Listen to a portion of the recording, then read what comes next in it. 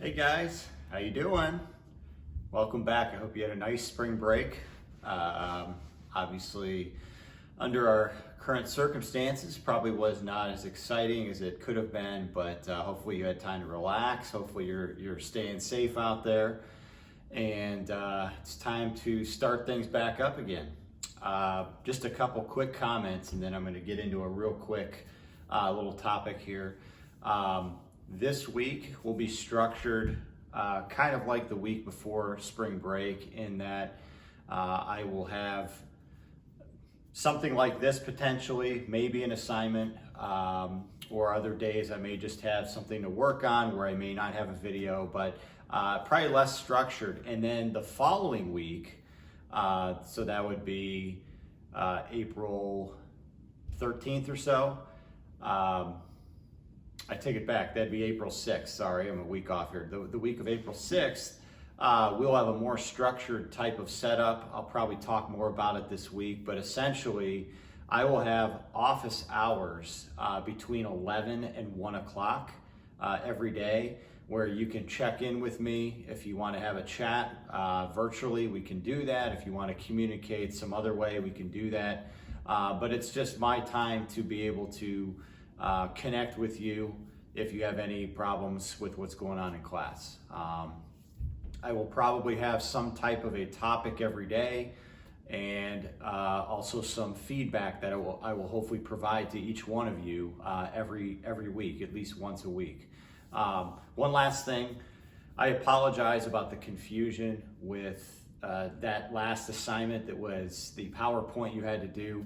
I didn't make it clear enough that I did not need you to submit that to me. I actually didn't give you a method to do that, although I liked what a lot of you did, which was to take a picture of it and email it to me. And I may indeed do that down the road, but I will for sure let you know how I'm going to go about collecting assignments. I have a feeling I'm going to do a lot of just Google assignments and Google Forms and those types of things. But I may have you turn something in via a picture like that from time to time as well. So anyway, just to get back to what we were doing before we left school, and that was finding area under the curve.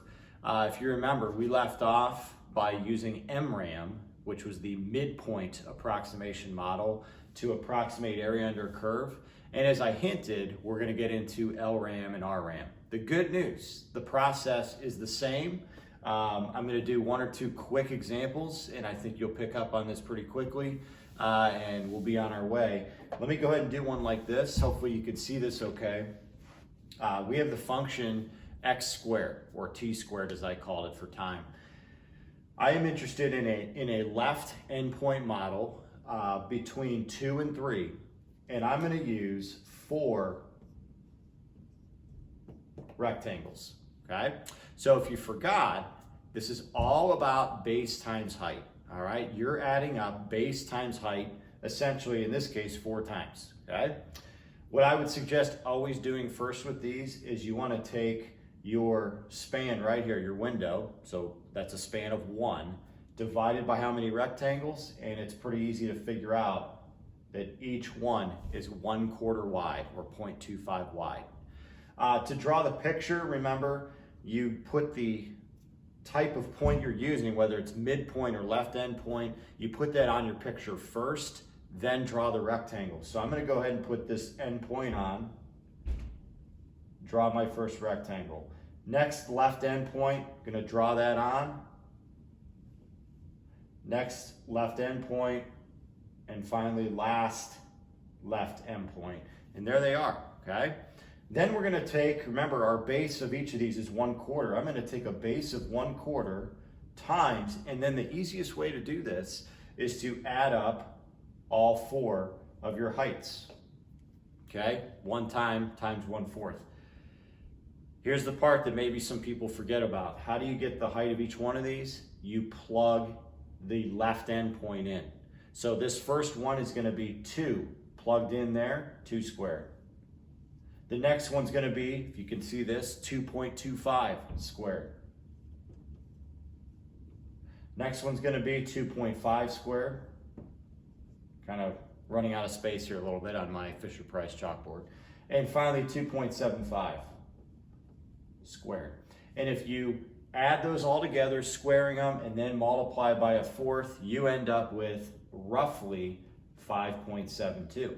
Now don't forget that the real context of this, if this is a velocity function, that's why I call it v of t, that is how far approximately that object traveled, between 2 and 3 seconds. So not only is it the approximate area under the curve, but in a velocity context, it's how far that thing traveled, all right?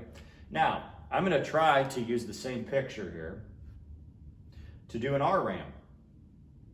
We'll see how this turns out here. Try to use the same picture.